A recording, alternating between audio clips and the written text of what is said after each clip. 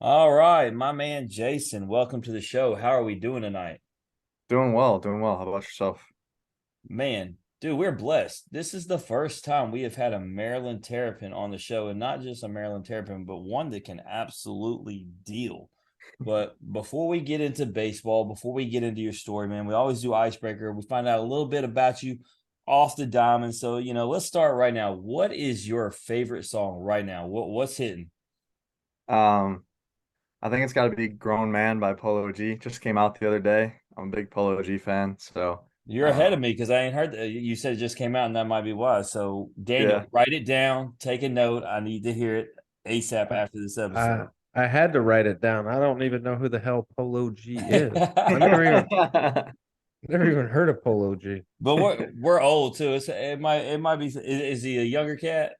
Yeah, younger It's all right, Daniel. Man, we old man. We still guy. listen to that '90s rap. It's all good.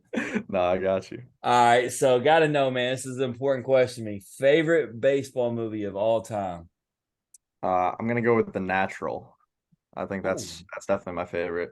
That's That probably a different one than you might have heard if you ask other guys the same Well, it's question. it's not that it's just as different. When we do polls and stuff on social media, obviously the older crowd you'll get some natural, but you don't usually Yeah, get the younger guys. So I'm impressed. That tells me you're a real student of the game for sure. no, for sure. All right, so I saw this. I think I know the answer to this, but I don't necessarily. It could have changed, or it could have been something different early. Who was your favorite athlete growing up? It was kind of two for me. Mike Mussina was the main one for me that really appealed to me. I just like the way that he competed on the mound all the time. There's obviously the famous clips that are out there of him, waving off Joe Torre saying, "You're not coming out here to get me," and stuff like that.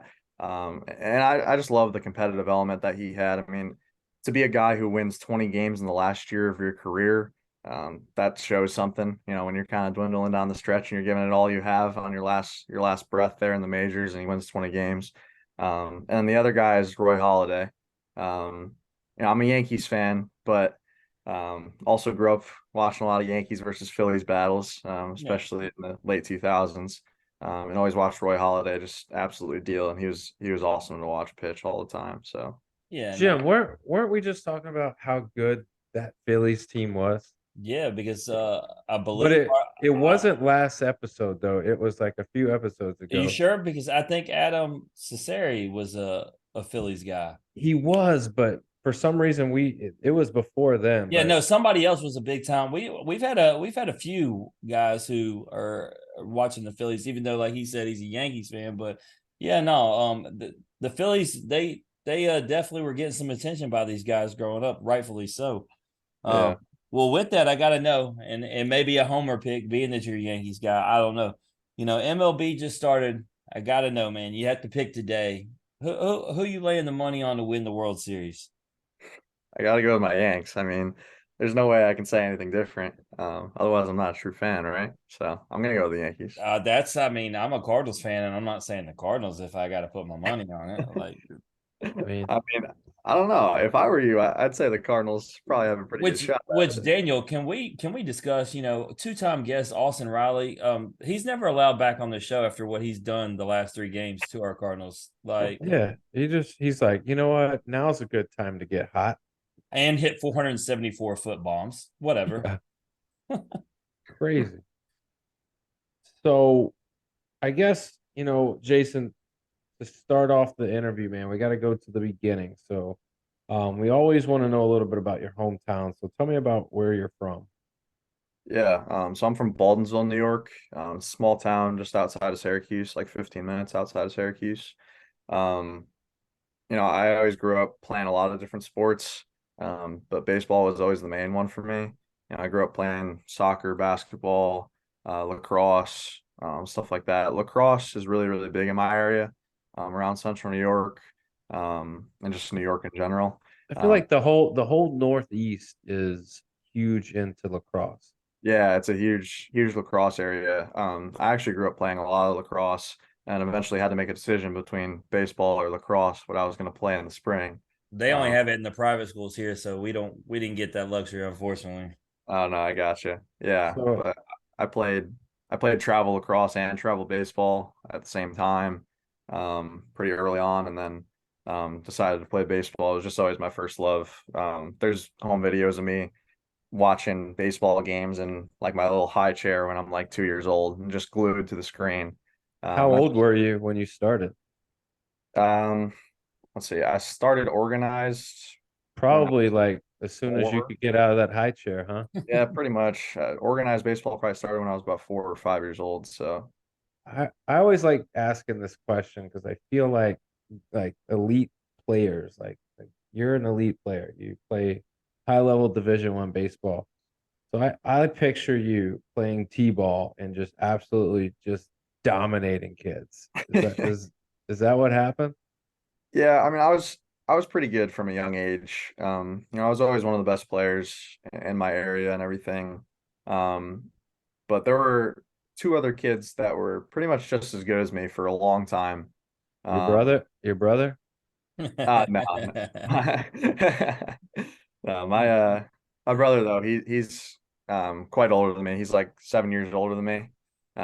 So I always was competing with his friends when we were out, playing sports in the yard and stuff like that. So I was competing with people that are 6, 7 years older than me, trying to play every sport pretty much.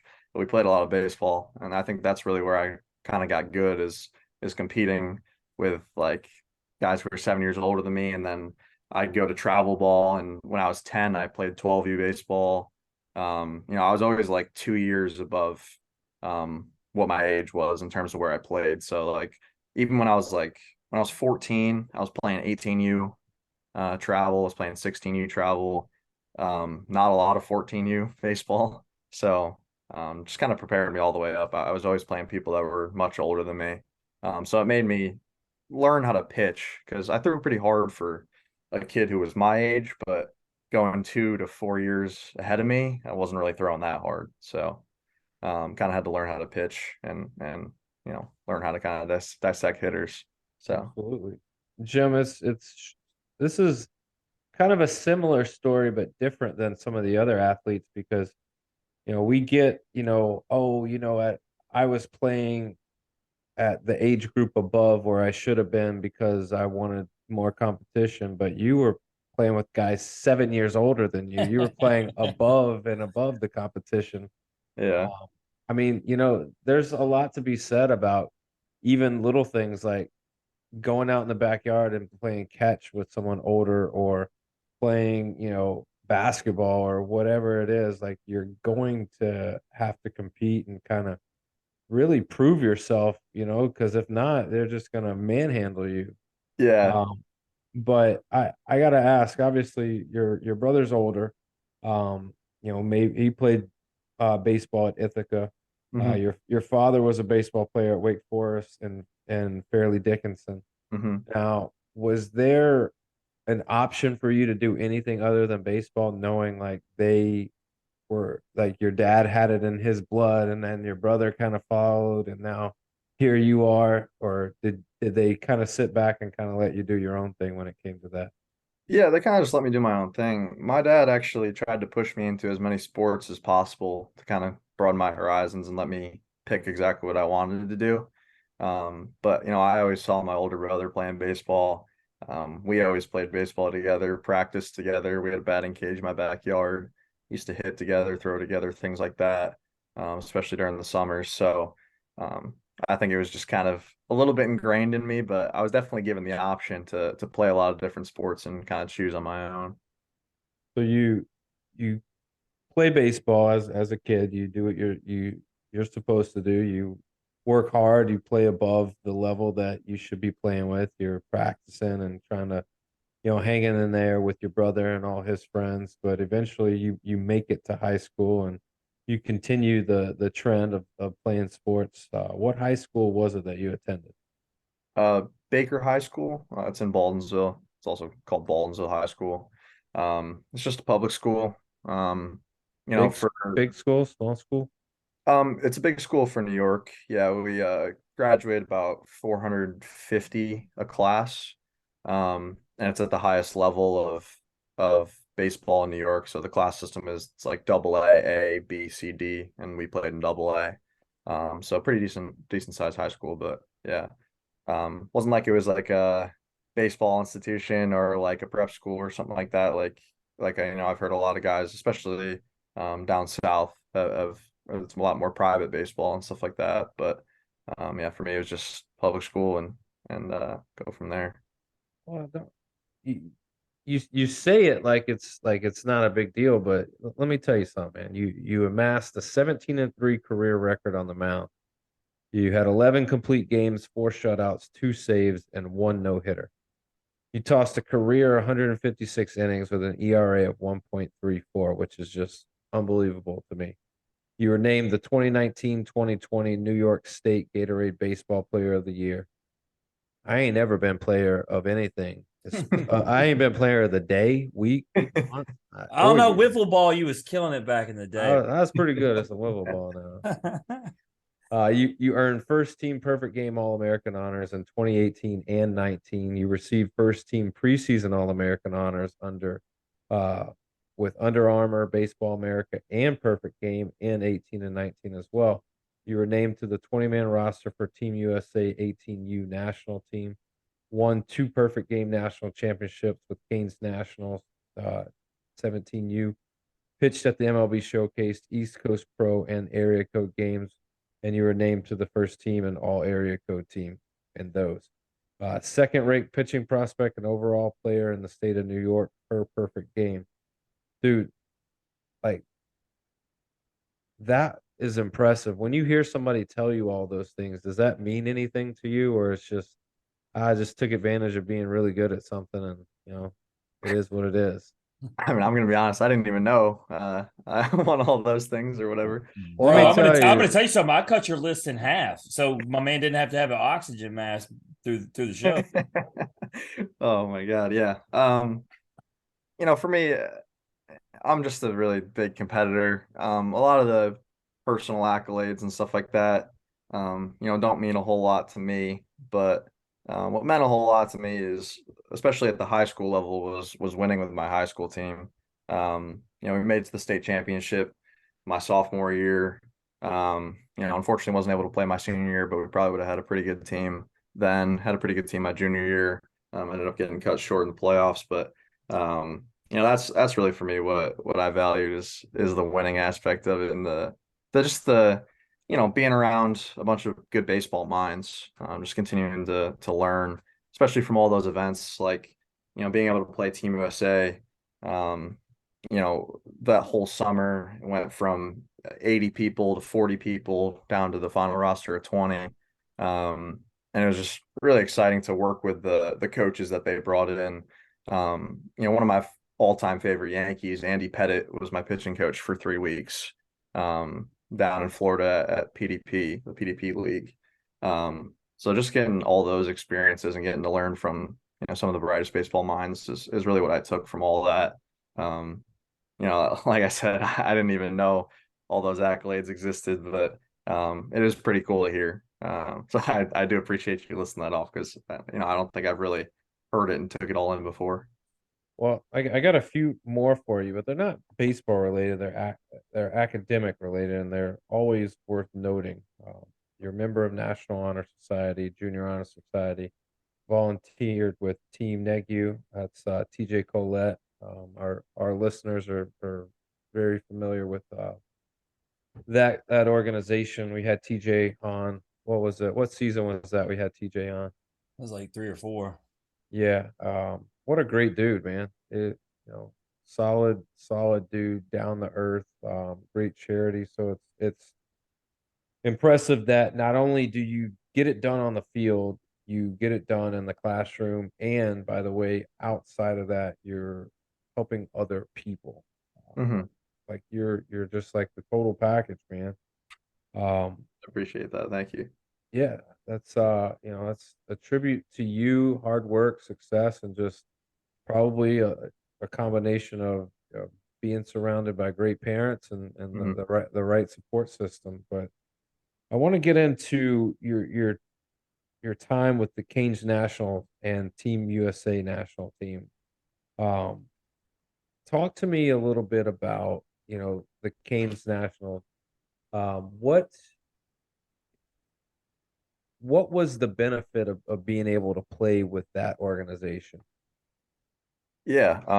And I'll preface it. The reason I asked is because we got young listeners, high school kids that, you know, and adults and parents alike. The question is, well, what's the benefit of me playing for a travel team or a team like this or a national team? So, getting your perspective is kind of big for us to get the message out there. So, like, what was the benefit of playing for Canes National? Yeah, I mean, my time with Canes National was an awesome experience. Jeff Petty and all the guys over there are an awesome group. Um, for them specifically, it's all about winning for them. But that doesn't take apart from trying to, kind of grow you as a player and a person, kind of teaching you how to handle yourself correctly, the right things to do on a baseball field and off. Um, you know, Coach Petty is an awesome guy. Tries to instill all the great values that my parents have tried to instill in me too. And that's why I'm so grateful for my time with them. I was only able to play 2 tournaments with them just because of all the surrounding events that were all around those tournaments and stuff like that. But we were able to win both of them, which is pretty cool. And just playing for a traveling organization like that was a huge eye opener for me because it kind of showed me, playing against the best competition and playing with a lot of guys that were really, really good that, I got to continue to work harder. Be better for the next year. Obviously, the high school draft was rolling around the following year, and kind of showed me where I stand a little bit, playing against that top level competition. And just with travel teams in general, playing travel baseball all throughout my life. I played a lot of local travel baseball with local teams, Baldwinsville Swarm, which is a local team to my town, Syracuse Sports Zone, which is around my area as well. Um, and it just kind of primed me to be ready to play high level baseball. Also it's just a great experience to kind of travel and experience being with the people, the players, the coaches, just on the road, having fun playing baseball, just kind of generating like a love for all of that. Especially when you get to college, like you spend a lot of time on the road, especially for me being from a more northern school. We spend out of the first 6, 8 weeks, we spend probably 5 of them on the road, if not more. So it's really huge to kind of grow your love of the game on the road while traveling and stuff like that, and kind of get that experience. It's But it's yeah. it's hard to adapt in college to the grind if you've Mhm. never been in it. Yeah, absolutely. So I feel like that's one of the things when I was coaching college baseball, it freshmen and really just new to the school in general, like the grind at which you have to be prepared for. If you're never in that, it's a very tough transition for you. Yeah, yeah. That's why I'm really thankful for, especially my last year of travel baseball, because I was playing a lot of different events. On top of that, I was playing with Canes, so I was on the road nearly every weekend of the whole year, sometimes for weeks at a time, in different places, California, Georgia, things like that. So it was just a great experience for me to kind of understand the grind of all that. Whether that comes, in college or professional baseball, you're going to experience that grind of being on the road, and that's going to really teach you, like, do you love baseball or not? Yeah. Because if you're willing to go through the travel and all that kind of stuff, that kind of sucks. Um, then you're definitely in love with baseball. Like that's what it really taught me. So you also, talked about, you got to be prepared, for that grind in professional baseball. Hmm. Um, you know, when you had the opportunity to play with Team USA national team, you mentioned earlier that it started at 80, whittled itself down to 40, and then eventually to 20. Um, to me, it seems like almost like the movie Major League in like a camp where you're getting red tags in your locker and you go out and you do your thing and then a week later you either make it or you don't. then you survive, and then you move on to the next phase, and you either make it or you don't. Um, that's got to be more like a pro baseball like setup than anything, in my opinion. Yeah, no, absolutely. I mean, because you start out with 80 guys. We went through, my process is probably And different than what it is now. and we're Yeah, not talking about like 80 just guys that we're talking about invited guys that are really good. yeah, Like absolutely.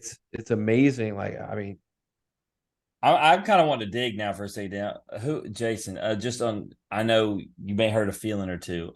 Who's the best guy that made that 20-man roster, in your opinion, other than yourself, of course? No, I'm gonna give that one to Robert Hassel.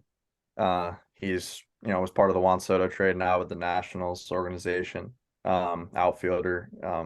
He was just unbelievable. I think in our first oh yeah, I remember this one. Our first game against South Africa, first game of the tournament. We ended up winning like 16-0 or 16-1 or something like that. That was a pretty good game for us, but first at bat, Hassel just puts one over the light tower, and we're all just sitting there like, oh my God, this guy is just unbelievable. We had seen him do it the whole summer, and then he just started to cap off the summer. I think he was like, first team all tournament, something like that. I was in the conversation for player of the tournament. If we had ended up winning the gold medal game, he probably would have been player of the tournament. So it was probably that guy. He was awesome. He was an unbelievable player to watch. I want to know who's the best player that didn't make it. That That, didn't that uh didn't make the 20 man.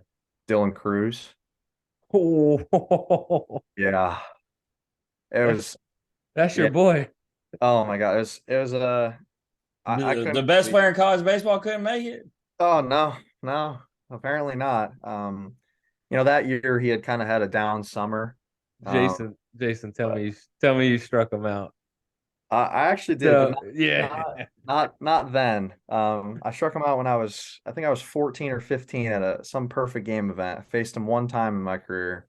I threw him 3 sliders, so I kind of babied out of that at bat a little bit. Didn't give him a fastball, but but got him out nonetheless. But yeah, otherwise he was on my team for all the USA stuff and all that, so I didn't get to face him again, unfortunately. But yeah, no, he was definitely the best guy who didn't make it. He had kind of a down summer hitting wise. He was actually on the team the year prior. But you could just tell, man, like that kid was the best player on the field every time he stepped on. Like it was just not going his way for whatever reason at the time. And then I'm obviously you see what he's been doing in college, and everybody expected this from the guys that had seen him play, even when he was struggling a little bit more before leading up to the high school draft, which is the reason why he kind of is in college. But yeah, he's unbelievable. I couldn't believe that he didn't make the team back then. yeah. It's like I said, man. You got 80 of the best guys in the country, vying for 20 spots, and like you're not ever going to be able to. You're inevitably gonna miss on a few. I mean, it's Yeah. just the nature of it. But Mhm. no slight to Dylan. Dylan's a great player.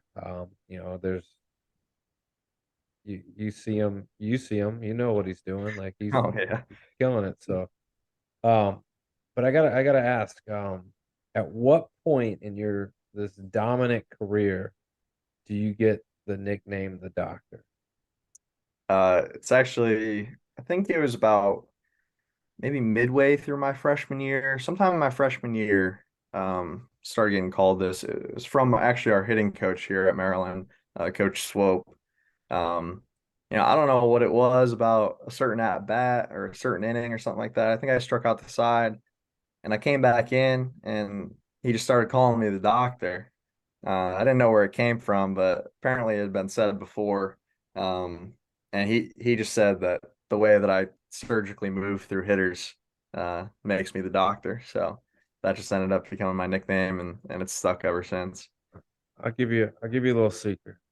Coaches have a list of nicknames, and when they feel like one fits the narrative, they're just throwing it out there. They're like, "Oh yeah, you're Buzzy. You're always up. You're always buzzing around. That's Buzzy over there." and you just became the doctor. So I Yeah. mean, I'll say this. I mean, that's the explanation behind it is pretty cool, and the nickname itself. I mean, I like it. I don't. No, I like it I too. think there's some worse ones out there. I bet. No, absolutely. Absolutely. All right. So you mentioned getting the nickname at Maryland your freshman year. So let's get to the buildup of getting there. So obviously you have a great, travel ball career, a great high school career, which, inevitably puts you on college's radar. So talk to me about the recruiting process. Was it a long list of teams to choose from, or was it a short list? And how does it end up getting down to ultimately you choosing Maryland? Yeah. So I first started talking to colleges when I was around 14 years old. There was a scout in my area, Tim Alexander. Still very close to them. He's with the Yankees. He's their Mid-Atlantic scout. But at the time, he helped kind of in my area. He coached me in travel ball with the Syracuse Sports Zone during 13U, my 13U season, and then with my 14U season as well. Um, and he kind of threw my name out there to some college coaches, mostly Northeastern ones like St. John's, Boston College, places like that.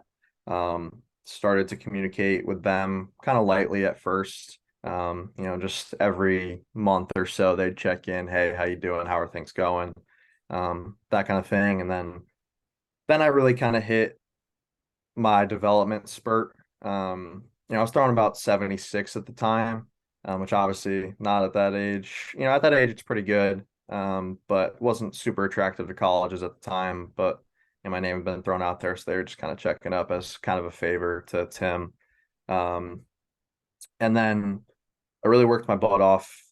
First time I had ever gotten in the weight room was that year, as I transitioned into my freshman year. I went to Cressy Sports Performance, worked with Eric Cressy, again at the recommendation of Tim Alexander. So I owe him a lot of credit for what I've been able to do, especially my high school career, because he sent me there, set me up with a few college coaches and got my name kind of out there a little bit. I'll do Um, a cheap plug for Cressy. yeah, no, E- absolutely. Even in Florida, that guy, when it comes to conditioning, training, and preparing for baseball, he is the guy. Yeah, no, he's the best in the business. I worked with him for more than a couple of years, probably 4 or 5 years. And I'll probably end up working it again when I make it into professional baseball. He's an awesome guy.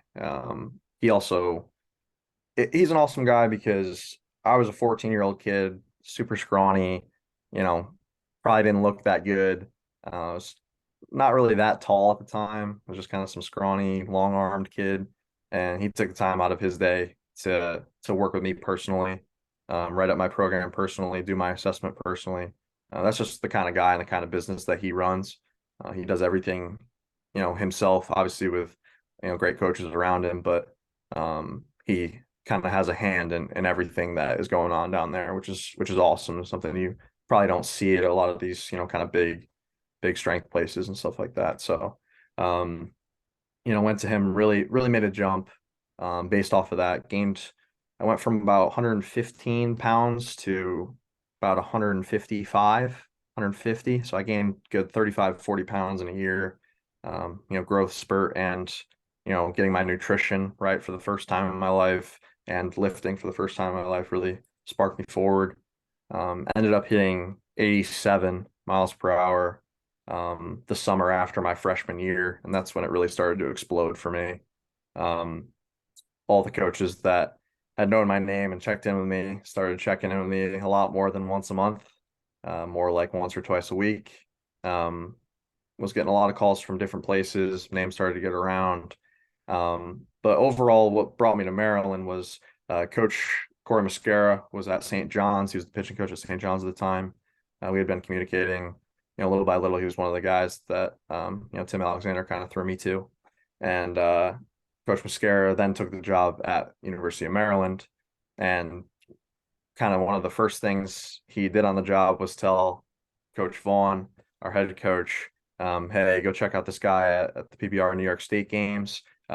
We've heard, he's pretty good from Tim Alexander, but haven't seen him yet. And then I was, sitting 84, 86, topping 87 there, throwing a good slider. And Coach Vaughn really liked what he saw. And, just kind of all exploded from there. Had a really good relationship with Coach Mascara growing throughout the next, month or two. And then I eventually committed in early August to Maryland. At that time, the list of schools that were calling me was pretty expansive. Um, it was probably about 5 to 8 schools early in the summer. And then I hit that PBR New York State games and I hit 87 and it was getting posted everywhere. And then it started to become more like 20 to 25 schools that were really taking an interest in me. But I kind of cut it short. I'd always kind of liked the University of Maryland. I'd always kind of liked their sports teams a little bit. I'm a big Syracuse guy, Syracuse Orange for life. But I'd always watch like Maryland basketball and things like that. Just because I was really interested in like college basketball and college football and things like that. Um, and then I came here to visit, and it kind of just hit me right away. Like stepped on the campus, and it was pretty instant that I was like, all right, yeah, I think this is where I want to go. This just looks like the right fit for me. I like everything about this. I like the coaching staff. And it was a pretty easy decision from there. Daniel, I want to be stripped of my name, the producer, because we had like 5 baseball guests in a row who told us they didn't fill out a March Madness bracket. And then the guy who says he's into college basketball comes on after it's over. I dropped the ball on this one, dude. I should have done the research. We could have talked some college basketball with Jason. Instead, we got guys who say, I didn't fill out a bracket. I don't even know who's good. And I'm like, oh, what are we doing? Jason, all off the topic for a second. What is life gonna be like for Syracuse basketball moving forward? I think it's going to be pretty good. I think there's kind of a young new energy that's kind of going into the program a little bit. Coach Adrian Autry is a guy that's been around the Syracuse area for a while. Um, his son, I played basketball against his son growing up. So he's always kind of been around that area. And then obviously a guy like Jerry McNamara being the associate head coach, college legend, one of my favorite players of all time. Definitely my brother's favorite player of all time. He never shuts up about G-Mac. Um, so um, yeah, I think there's a young new energy going into it. I think we probably would have seen a lot of guys transfer if Boeheim had stayed around, but I think a lot of guys are sticking with it, and some new recruits are sticking with it too. Because we got this young kind of new energy rolling through, and Autry has done most of the recruiting for the past 5 years or so. So all of that is with him. He knows what's going on. So. Yeah, we're obviously, you see the Memphis flag behind him. We're big Memphis Tigers basketball fans. Got Penny Hardaway obviously bringing in big time recruits. So we dropped the ball, especially when you look at the run that the team that we got cheated by the refs on made it to the Final Four, but it's all good. Moving back to baseball, but you're from New York, you go to Maryland. Is there any nerves? What are the emotions like? I mean, you're leaving home, but it is a place that you said you wanted to go. So, I mean, are you super nervous? Are you super excited? What's going on? Yeah, no, I was super excited to come play college baseball. Like you guys mentioned earlier, my brother played 4 years at Ithaca College. I had, it's pretty close to me. It's like an hour 15 away. So, throughout, middle school, going into high school, I always went to his games all the time, saw what college baseball was all about and kind of fell in love with it. Started watching a lot of college baseball on my own too, high level D1 college baseball, and just fell in love with the emotion that was shown, how much everybody cared every single game. I really love Major League Baseball. I watch a lot of Major League Baseball. I probably watch 100 to 200 games a year, Major League Baseball. But what I really love about college baseball is the effort that is given all 9 innings every single day.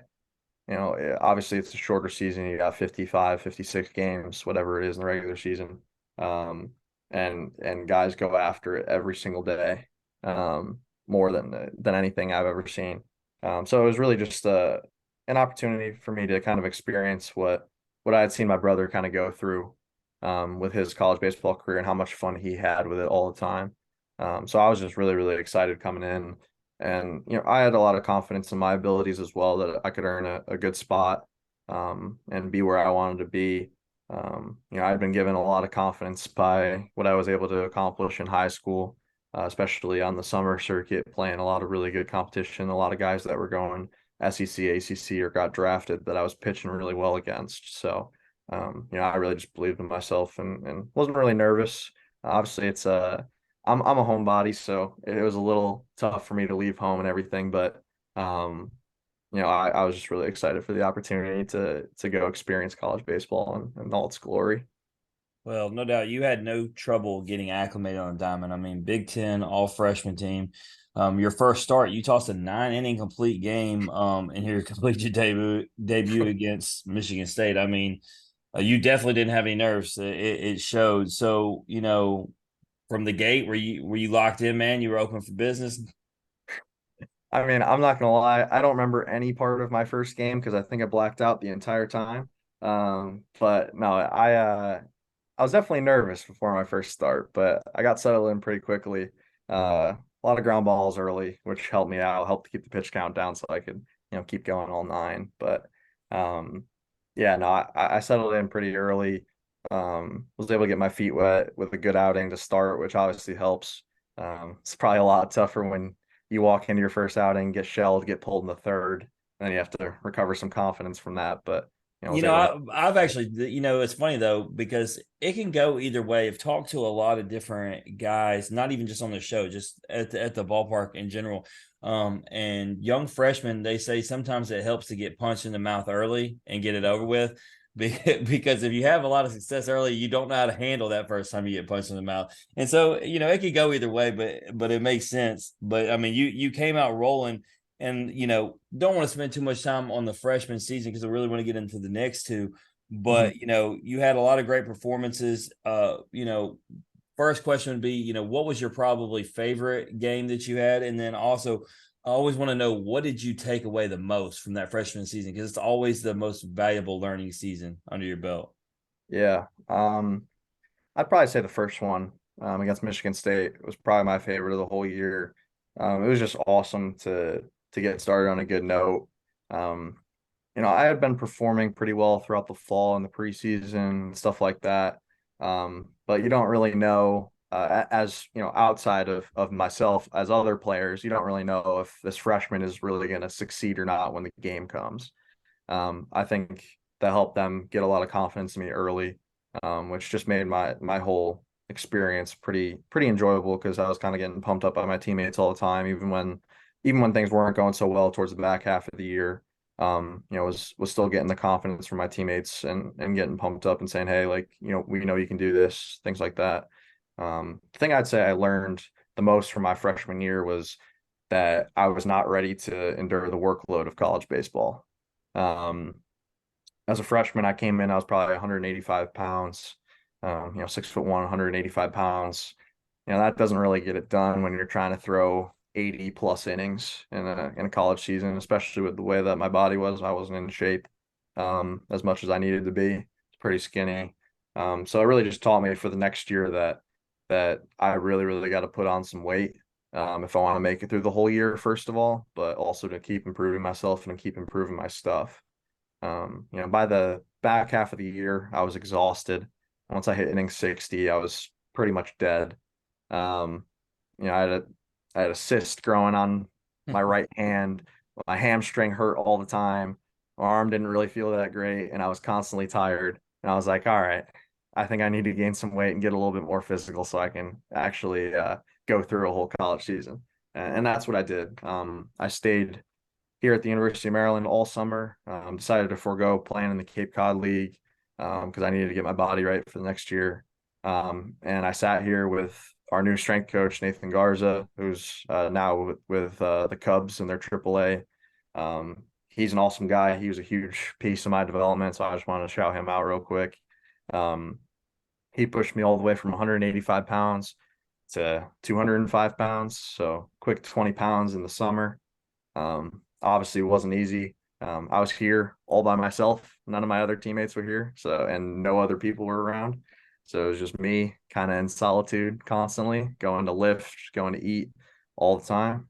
And I really just kind of put my head down and worked, and that's where you see the production of the next year kind of come into effect. Yeah, absolutely. Normally, I wouldn't break in with news like this, but since you said you're such a big MLB fan, Daniel, I had an ESPN alert come across. You may have had it yourself. Shohei Ohtani is the first player ever, and of course, he's the only guy that is probably going to happen to anytime soon. Gets a pitch clock violation as a pitcher and a hitter. Go ahead, Ohtani. Do what you want to do. I feel like he's like, I'm gonna do this, and like he was just like, just went out and did it. I feel like that's very, very scripted of him.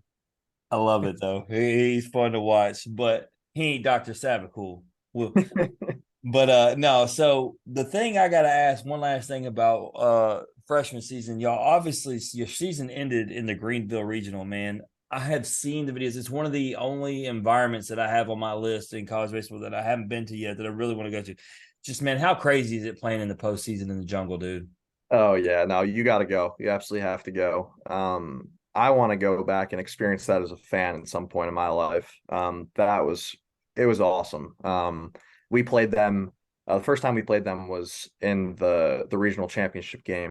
We had come up from the losers bracket, beat Norfolk State, beat Charlotte on a walk off, and then played ECU after a long rain delay, and then it was still packed out. I mean, there were people all the way in the jungle, all the way back.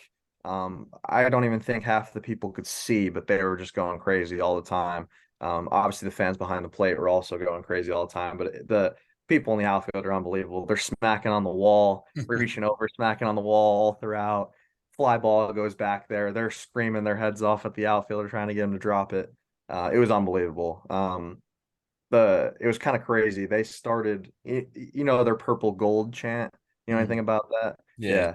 So their home plate goes purple, and then their outfield goes gold, and they did it for 3 straight innings against us. It was unbelievable. It was from the second to the fifth inning. They're yelling purple, gold, and it's just deafening the whole game, no matter what was happening. It was Yeah, I've seen it, and they've even said, "Let us get a chance to go to Omaha and to where we can fit it," because obviously they can only fit so many people in that stadium. They said where we can fit yeah, our entire fan base. And as somebody who goes to Omaha each year, I'm not an ECU fan, but I'm here for it. Like I'm here for electric environments and fans getting into it. So if absolutely. ECU happens to make it this year, hey, I'm down to see it. But I got to make it to the jungle at some point. But Oh, absolutely. that season ends. Obviously, get to the next season. First team All Big Ten. You had an 8-3 record, 2.93 ERA, 123 strikeouts to 28 walks. I mean, you're absolutely electric. You know, you always find most players, really good players like yourself, have their biggest jump from freshman to sophomore season, and I think it speaks to exactly what you were talking about, right? The time that you put in the off season workouts. And that was actually going to be my question, and you answered for it. I was going to ask what helps you make the biggest jump, and it was clearly that, and then obviously experience, right? The more Yeah, times you toe the absolutely. rubber. Yeah, absolutely. It was also in high school, I threw four seams. And then when I got to college, I switched to majority two seams. So just navigating like how exactly I'm supposed to attack with a two seam versus a four seam was very different for me. My freshman year, I was kind of just getting my feet wet with that. And sometimes I would just get way too elevated in the zone because that's usually what I used to do with my four seam. But then, now with throwing a lot more two seam sinkers, became a huge change in how I use my fastball, and how that relates to my breaking pitches. So that was a huge changeover for me too. I had to go through my freshman year and finally kind of understood what that all looks like.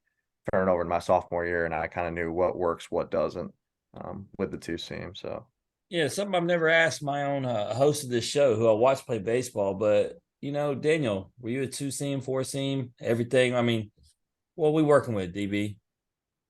Four seam, cut fastball. I just know he tried to have me catch it one time, like he was throwing in the backyard, and I was like, I didn't play baseball, so I was like, he was throwing too hard for me. I was like, I ain't got no gear. Let's not do this again. Like I value my life, my eyesight, and everything in between. I mean, I would throw a two seamer, but I was strictly good cut fastball, breaking ball guy. And So I had guys in the outfield that could catch everything, so I was just like, just hit the ball in the air. They could hit it on the ground too. It wouldn't matter. Defense is pretty stick, but no, the Jason spoke about that earlier, man. Get a lot of ground balls, just get the outs. It's not always necessarily about the K's, just get it in play. But you guys end up hosting a regional this time around, and actually our last guest, I mentioned earlier was Adam Cesare from Wake Forest. You know, y'all sent him packing, man. Sent Wake Forest packing. They talked about it being in College Park. Ultimately, you fell to UConn, but what was the environment? We talk about the environment, in the jungle, but what was it like at College Park? For you, that first experience there. Yeah, I mean, it was unbelievable. I'd never seen anything like it in College Park. We had some pretty decent fan turnouts come the end of the year when people found out we were pretty good and we were getting close to potentially being a host. But it was nothing like it was in the regional. We put in our place was not suited to host really. I don't know if you guys have read anything about that, but we don't have. I don't think we had like half of the requirements that are supposed to have to I'll host. put it to you like this: Adam is a very polite person and did not say anything negatively, but he gave us the look when we asked about College Park, and he was like, "It was okay," and that was what he gave us. Yeah, no.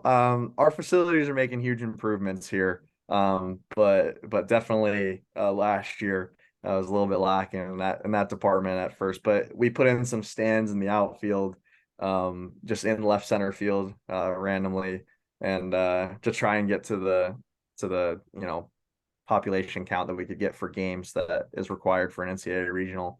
So we were packing it out completely. Tickets were getting sold out as soon as they were getting put up. It was an unbelievable environment.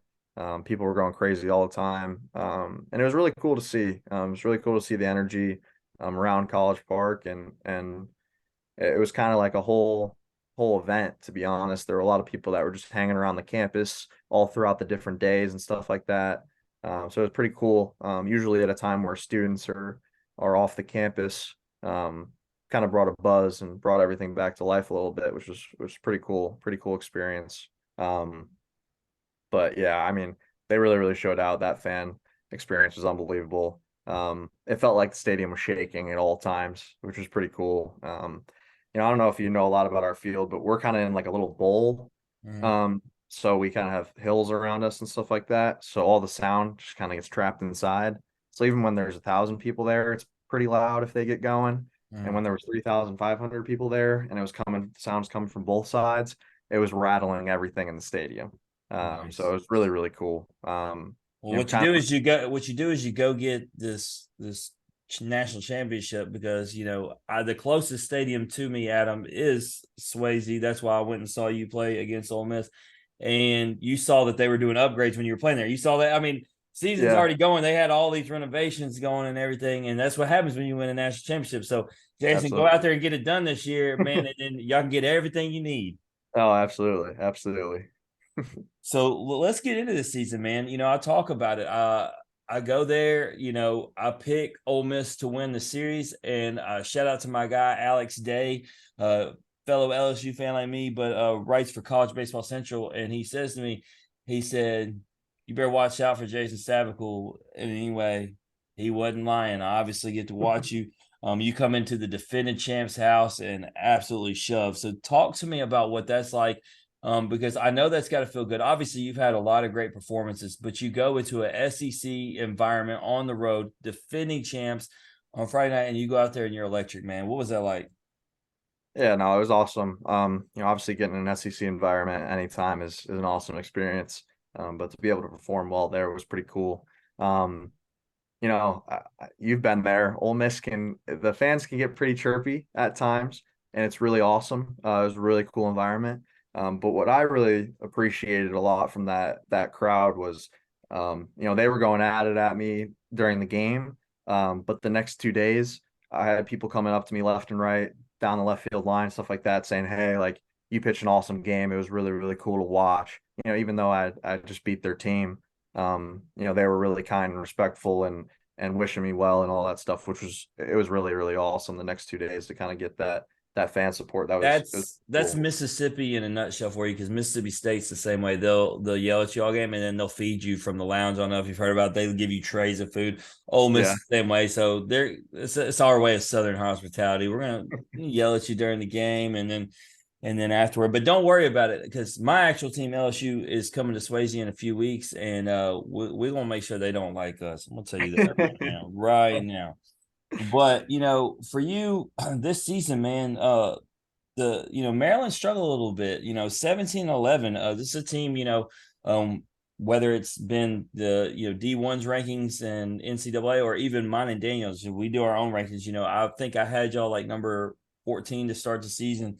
So as a veteran leader on your team, like what are you saying? What are the coaches saying? What are y'all talking about to get this thing turned around? Because obviously, with the talent level you got, this is a team that should not only be back in a regional, but obviously, like we're talking about, a team that has the expectations of Omaha. So, what are y'all saying? What are y'all doing to get this thing turned around?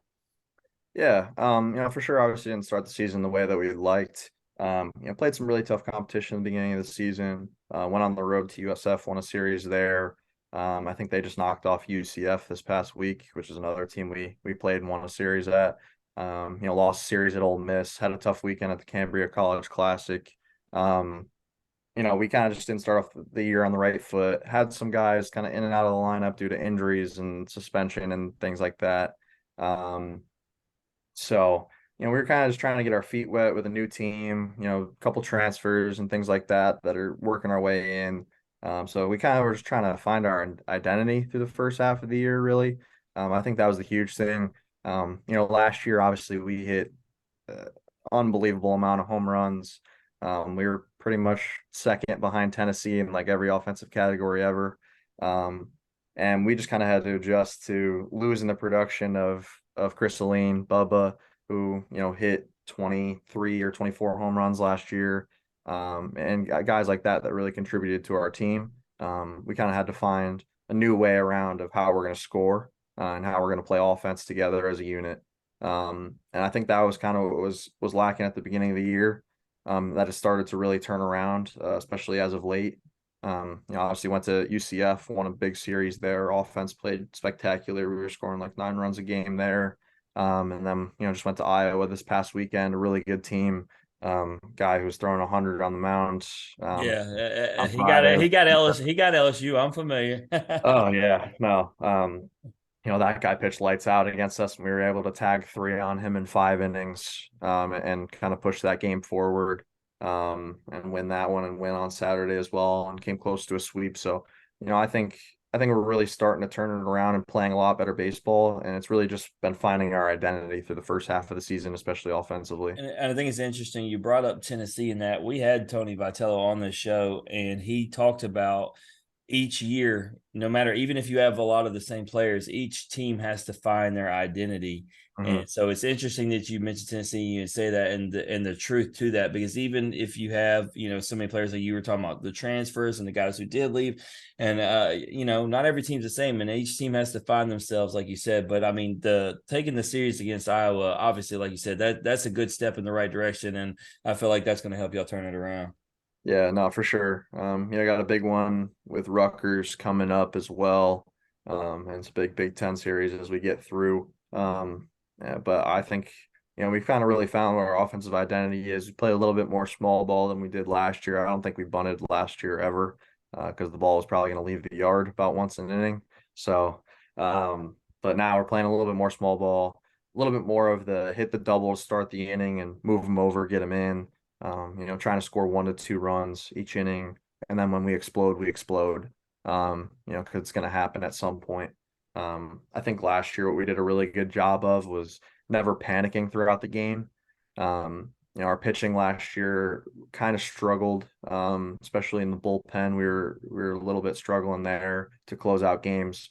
and we just kept extending leads as we got in early in the game when our starters were in. When guys like Ryan Ramsey and Nick Dean were on the hill and shoving for us, we were just extending leads, getting it to 7-run leads, 8-run leads that just allowed us to win games.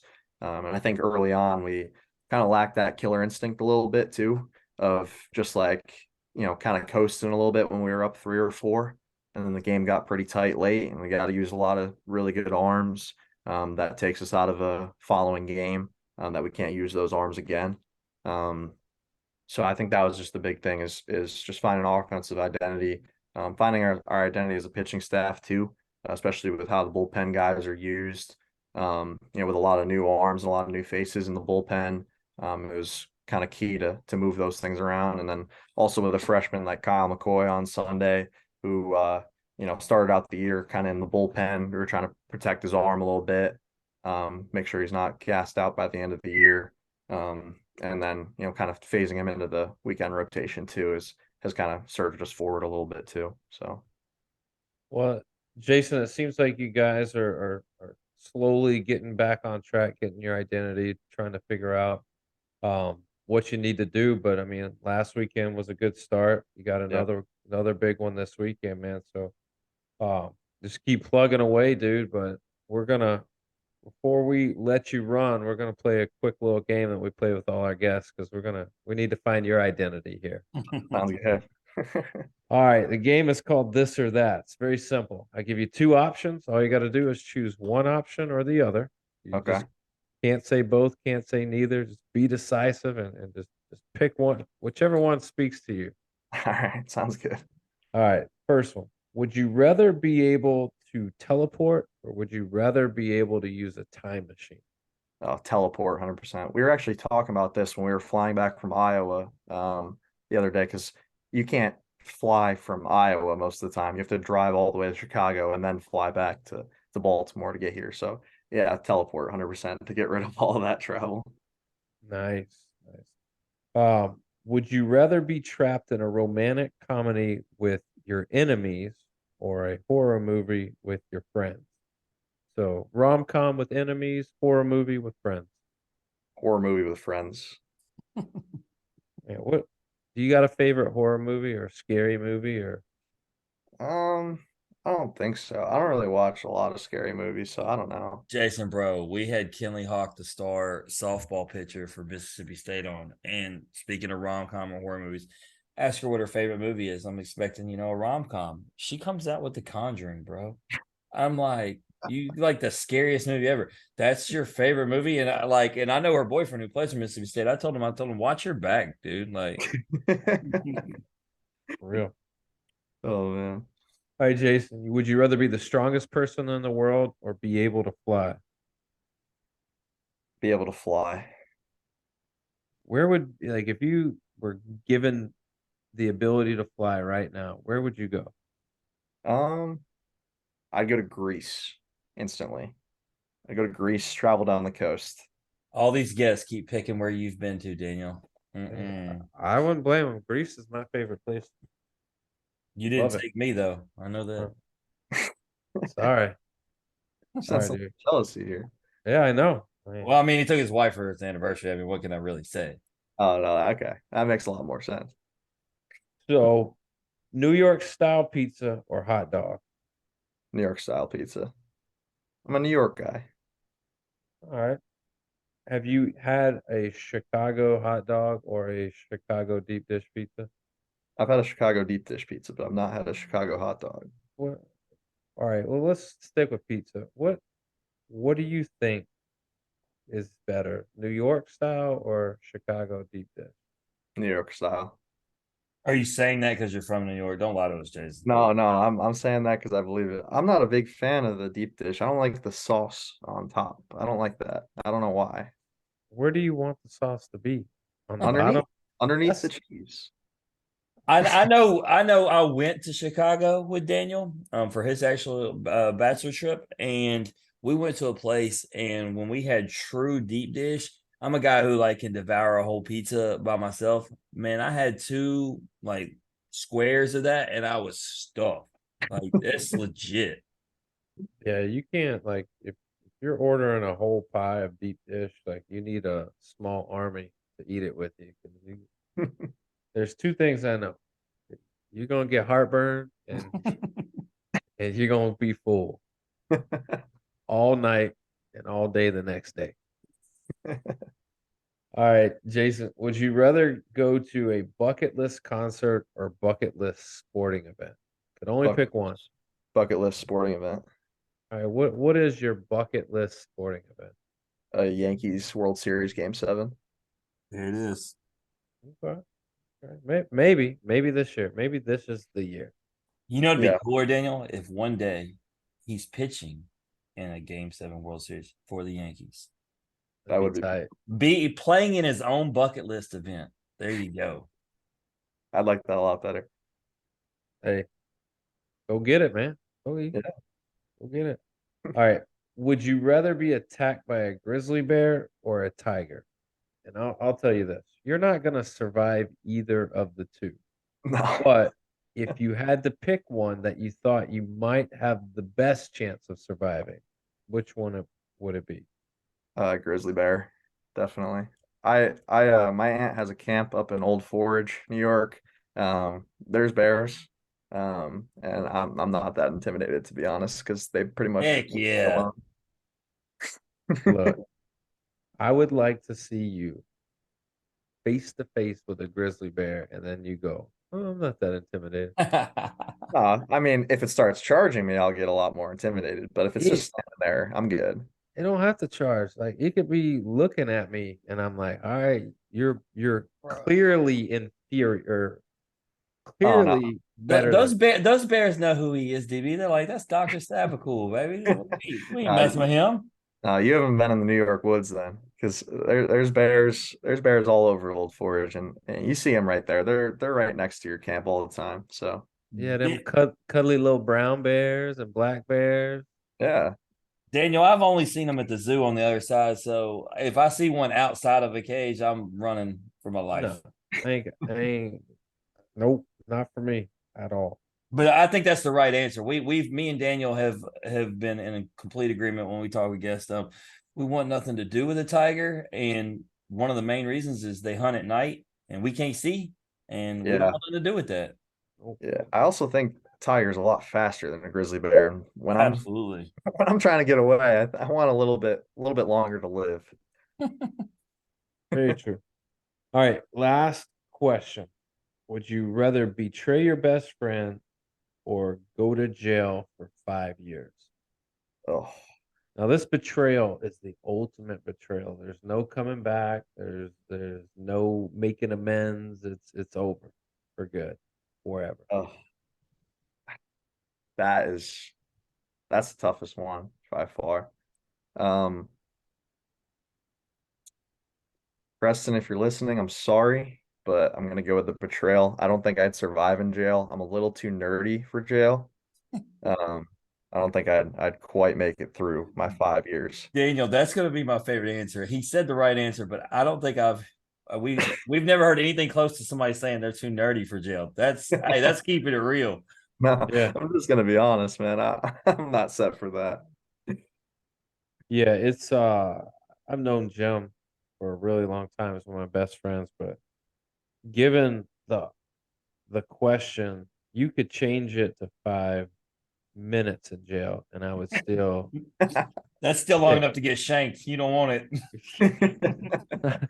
I tell all the guests like I'm not even going into the parking lot. So jail ain't for me, man. So, It's not. All right, Jason, man, before you get out of here, dude, anything you want to plug or promote? no, just go Terps, go Yanks. Hopefully we have a good season. And yeah, I appreciate you guys having me on. It was a lot of fun chatting with you guys. Yeah, it was a lot of fun. We'll have to bring you back on after the season and we'll recap it and who knows, there might be a lot to talk about. For sure. Hopefully there is. So I'll help you out. Got a couple things to plug and promote for you.